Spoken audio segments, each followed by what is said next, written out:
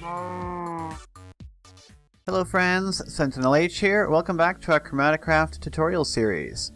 So in the previous episode, I just went over something kind of interesting with these tanks, because I didn't have anything particularly in mind and not a lot of time to make the video. But then Reika said, hey, the way that you did that was dumb. He didn't say that, but I got that from him.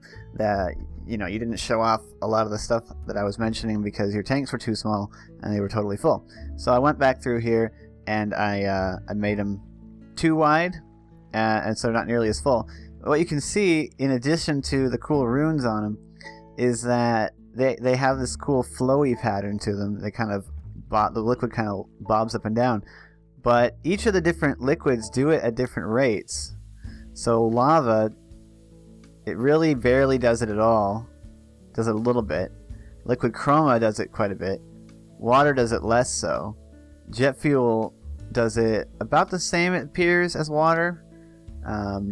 Molten sodium does it like deeper almost. I don't know if it's true, but it kind of looks like it goes further.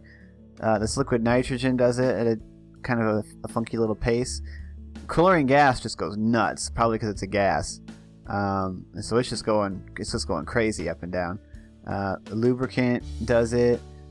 Uranium hexafluoride really does a lot of bouncing, probably again as a gas. And then the fusion fuel kind of moseys along. Honey, that you can get from I forget which mod now, forestry or something, barely moves. Of course, honey very viscous. And then oil from Buildcraft is kind of slowly bobbing, and it's also got the Ruskia symbol on it. If you can see, there it is. And so yeah, the fluid in the tanks actually moves up and down based on that fluid's viscosity.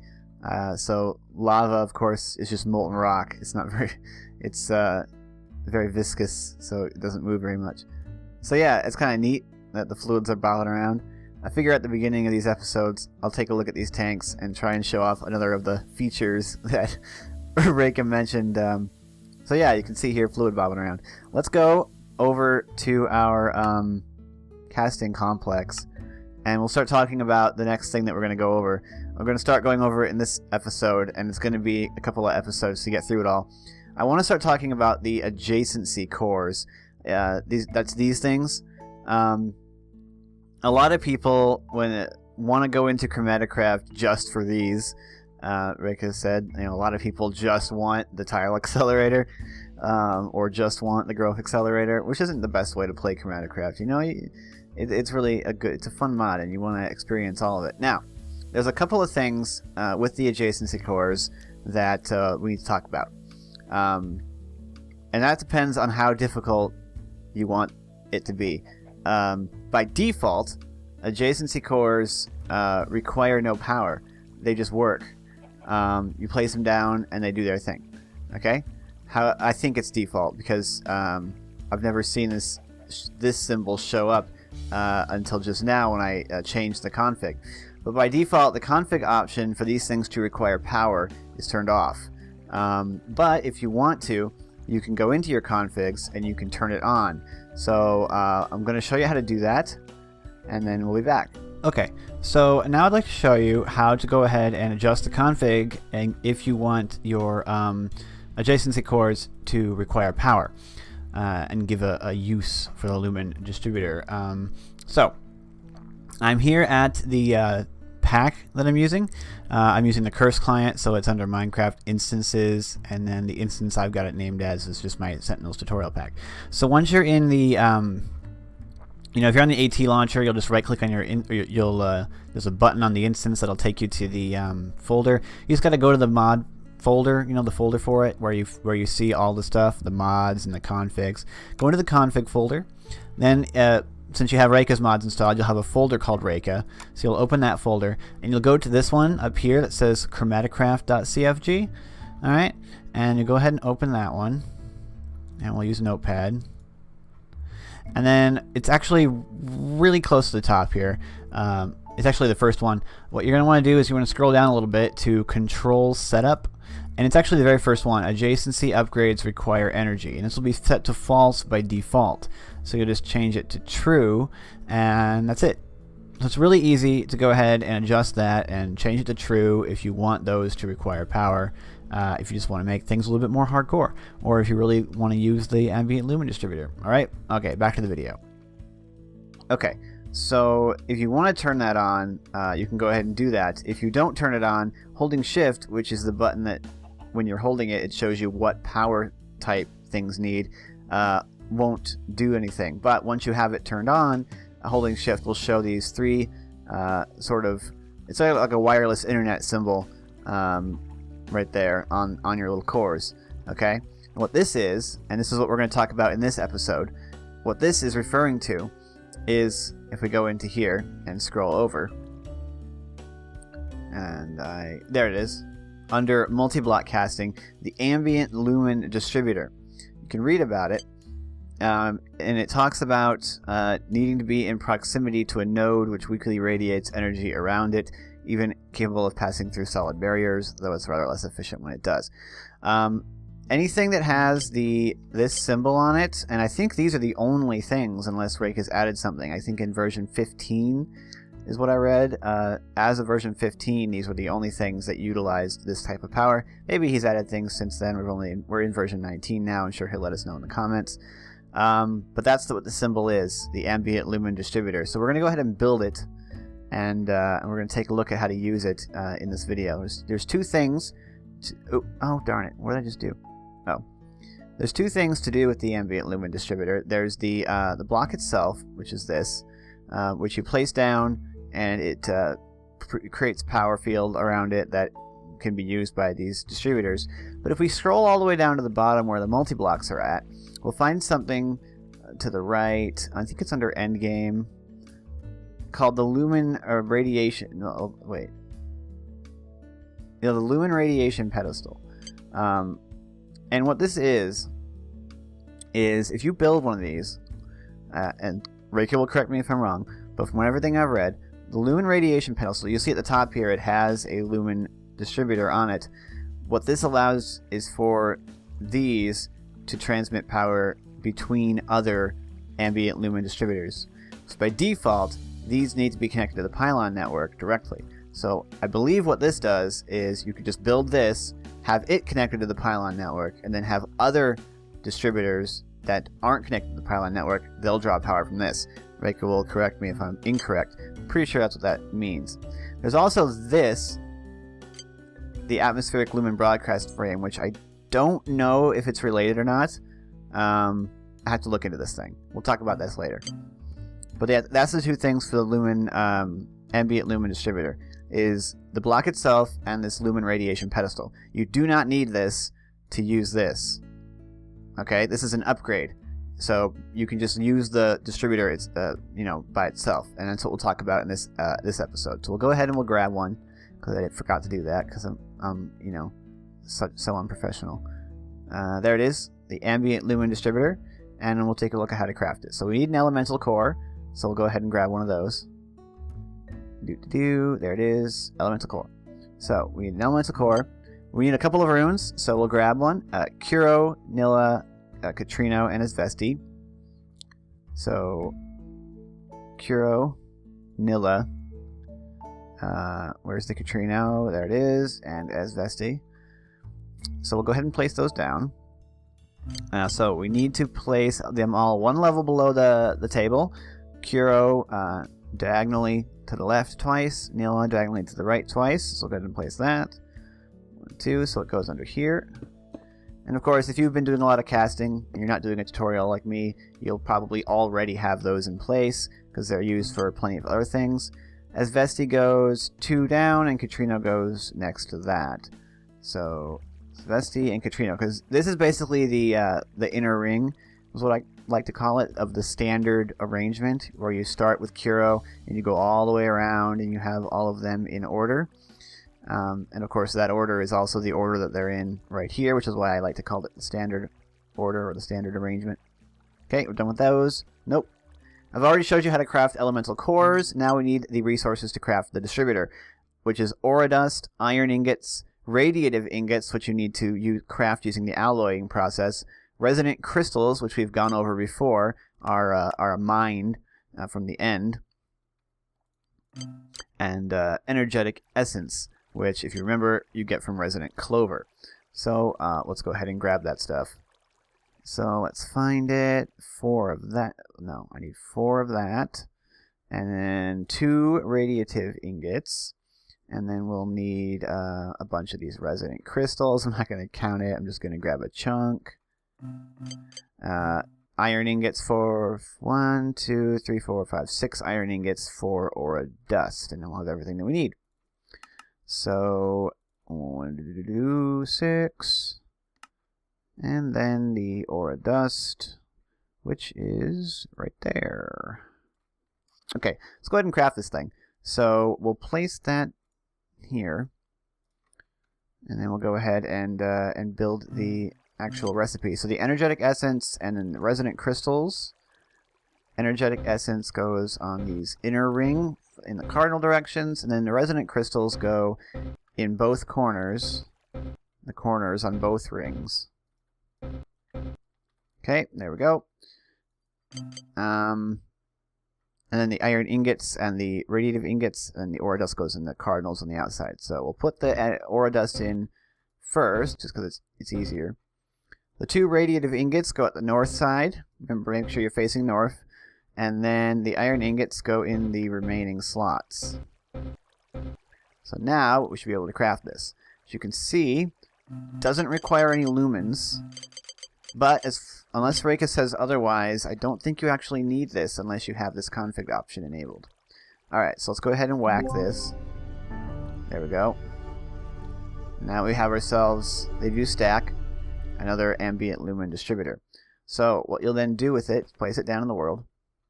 And if we look at it with our wand, our elemental manipulator, I genuinely forgot the name. We'll see that there's no lumens in this. Alright? It needs connection to the Lumen network. If we hold shift on it, we can see that the repeater with the beam shows up. So let's take this, teleport over to our building site. Well, yeah, long distance void monster. And we'll go ahead and place this in range of these pylons so that it'll gather some power. It should be in range of most of the pylons if I place it over here. So we'll go ahead and place it there. There we go. It's getting power from various different colors.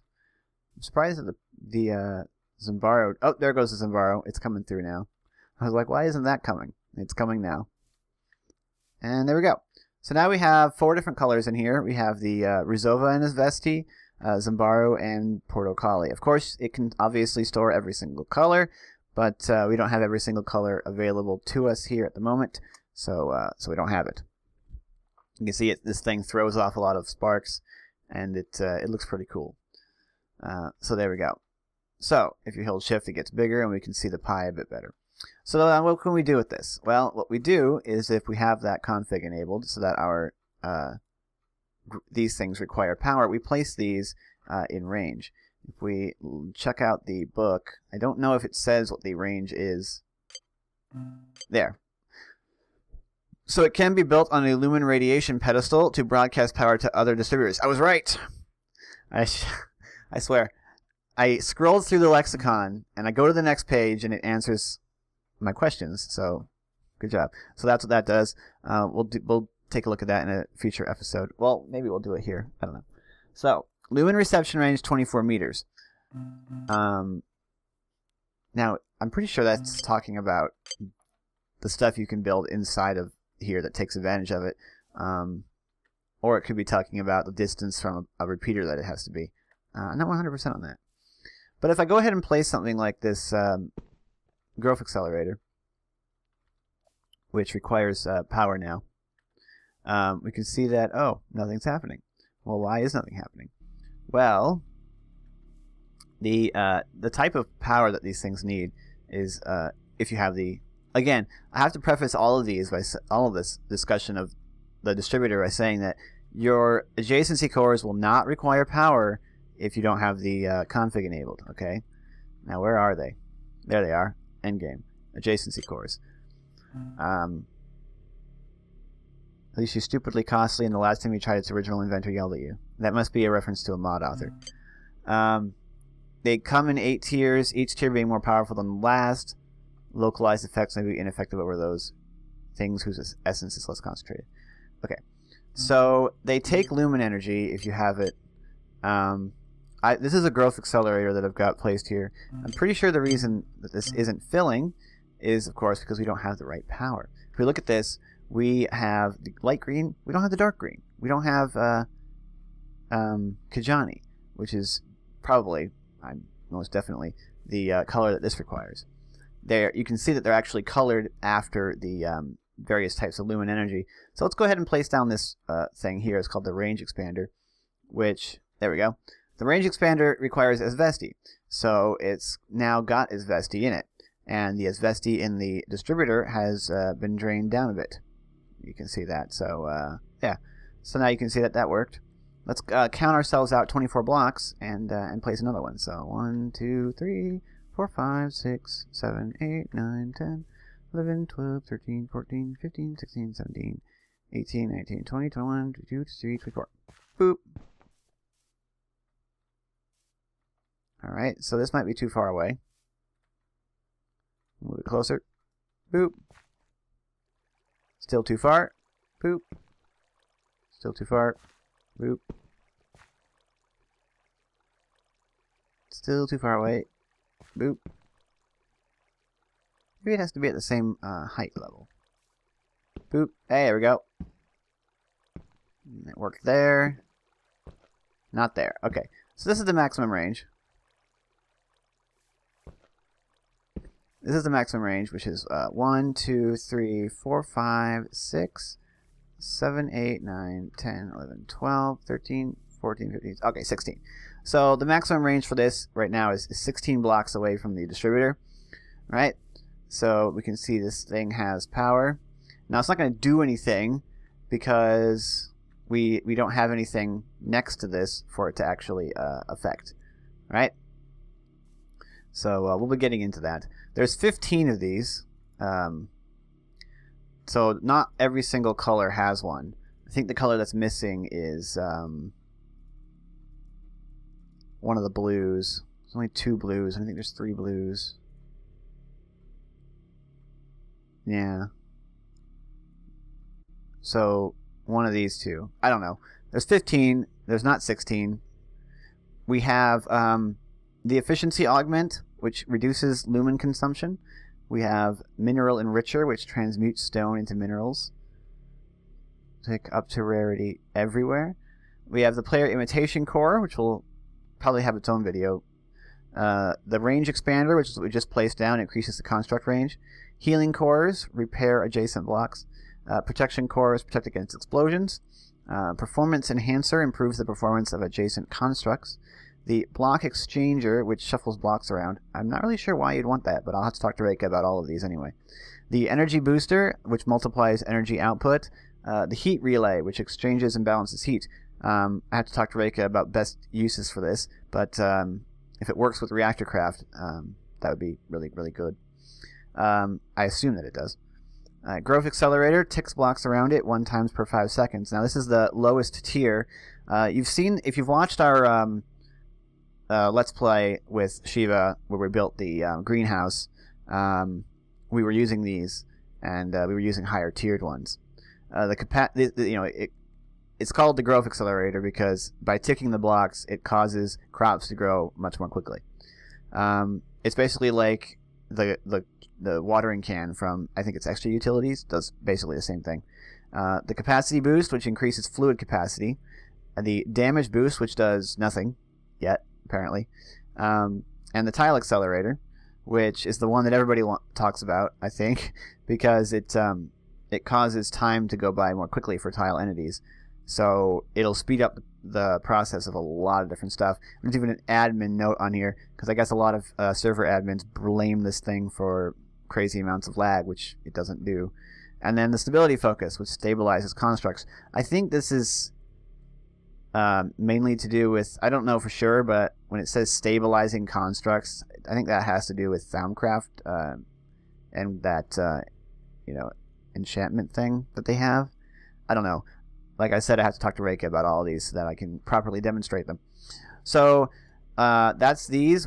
They're each gonna not each have their own video, but we're gonna put a couple of these together per video so that we start talking about these. But right now, I just wanted to talk about the Ambient Lumen Distributor because you may have seen it in your lexicon and been like, what the heck? What does this do? What is it used for? Nothing seems to need it. And that's because unless he's added other things that use it, the only thing that uses it is these, and that's disabled by default. All right. So we got time. This hasn't been that long. So let's go ahead and teleport back to our, well, we don't have to teleport back to our casting complex. Let's go ahead and build one of these radiation pedestals so that we can see what it does. It's over here, the Lumen radiation pedestal. So in order to, like we said before, by default, each one of these radiators, Lumen radiators, has to be connected to your pylon network. But if you build one on this, then it can distribute power to other radiators, which is really, really useful because then only this one has to be plugged into a multi-aura to get all of the different colors, and then all your other ones can receive it as well.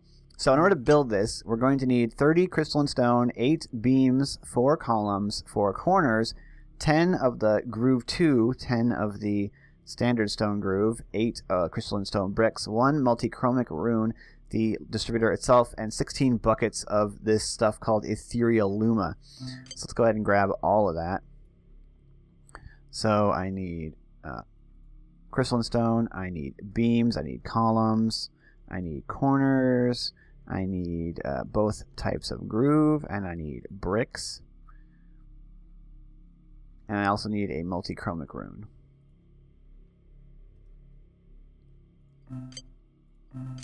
That will let us build the entire structure, and then we'll deal with this Ethereal Luma stuff. So, starting from the bottom, now we here, we start by building a 5x5 square, hollow square of these blocks, of basic crystalline stone blocks. So we'll just kind of go ahead and do that right here. 1, 2, 3, 4, 5, 2, 3, 4, 5, 2, 3, 4, 5, 2, 3, 4, and 5. Going up a layer, we then have to build crystalline stone in the center and then surround it with bricks and grooves. Okay, so what you want to do is leave this empty, or put dirt there or something, and fill the middle in with crystalline stone, because this is going to be where the Ethereal Luma goes. So then we have to put down bricks and grooves. So we'll grab our bricks, and I'll just build it up like that and break one, because you want one of these on each corner. And now this is where the grooves come in, and so if we look at how it's built in the 3D view, we can see that the grooves are supposed to face straight along the sides. So what we want to do is find the groove that points the right direction, because they always point in the same direction. So you want the crystalline stone groove 2 on the north side and the south side, so that the line on top points between the bricks, and then the standard groove on the east and west side, so that, again, the line points between the bricks, because you want that straight line pointing in the right direction. If we look at it from the outside, we can see the same thing. The line on this one is pointed to the side. The line on these is pointed straight up, because that's what they do. But the line around the top is the one that we want pointed in the right direction. Alright, we'll go back to 2D view. This is where the Ethereal Luma goes, and it has to be on every single block. And once you get higher on this construction, you'll kind of block off a couple of these blocks. You won't be able to see them as well. So we'll go ahead and get rid of that. I don't think I need it anymore. We'll grab ChromatiCraft tools, I think is where the buckets are. Ethereal Luma. Now, in order to get this stuff, I don't actually know how to get Ethereal Luma. I don't know if you craft it or if you find it. You need it for a couple of things. Let us go into the lexicon and try and find it. It'll be in here somewhere. Just don't know where. It's like a high tier thing, so maybe you have to go to the ChromatiCraft dimension and it spawns naturally there. I don't know. The far regions. So that's a question that I'll have to answer. I'm sure Reiki will tell us in the comments, but I'm sure I'll find out and well, it'll be in the comments one way or another of how you get your hands on Ethereal Luma. So we'll go ahead and simply place it. I think you find it in the world, but in really small supply. I don't know. I don't want to say anything that I'm not 100% sure on. Okay, so now that we've filled every single square with a source block of Ethereal Luma, so 16 of it, we can continue. Just scroll to the bottom, find it again, back to the 2D view, up one. So this is where things get a little bit tricky. We need our crystalline stone and our columns and some beams. So take crystalline stone and build a little cross right in the middle of the center, and then put pillars, well, columns, I always call them pillars, but they're columns, around that. And then we need beams, and we need to arrange them in this sort of fan pattern. And of course, I'm pretty sure that, you know, as with all things in ChromatiCraft, we probably have to face north. So place your beams on the right-hand side, on the north side, and then skip a block here and do it there. Skip a block and do it there. Skip a block and do it there, so that it goes all the way around like that, kind of like a fan. Right? Okay, so that looks like that. We'll go up to the next layer. The next layer is where we put the corners. So we'll place our corners just like that, and then it looks like bricks. Bricks will go in there. And of course, when you have the blocks there, the corners will properly orient. And then we have the actual the multi-chromic rune. So we'll go ahead and place the multi-chromic rune. And then if we go up again, there's nothing, and one more time, and that's when the actual Lumen Distributor goes. So it hovers a block above. So we'll just place whatever random block we want, and then place down the distributor. Break the bottom block there, and now it's working. So, as we can see, it's drawing power from our Lumen network. It's got this really cool particle effect. I'm just going to break this one. That's pretty awesome. It looks like it's storing a lot more as well. I could be wrong, but I don't feel like it took... I mean, it didn't take nearly this long for the thing to charge when we had it on the ground.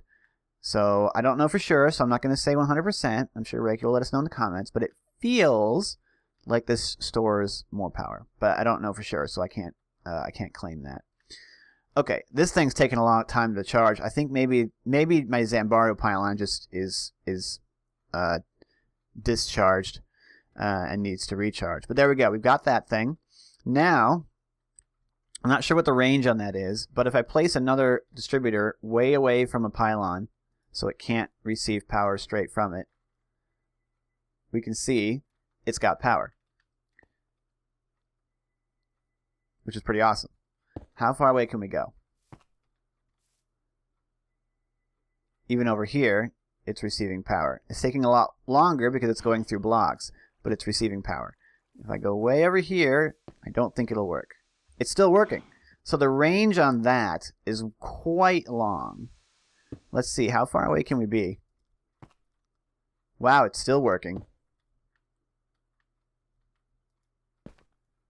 It's still working. Is this global? It's it can't be global, but it's still working. Holy cow. It's still working. I noticed that not all the power is coming through because I think we're draining the pylons quite substantially. Except for the Portacali because it's turbocharged. And the Bruzova has power crystals on it. Okay, I don't know what the range is on that, but it's really long.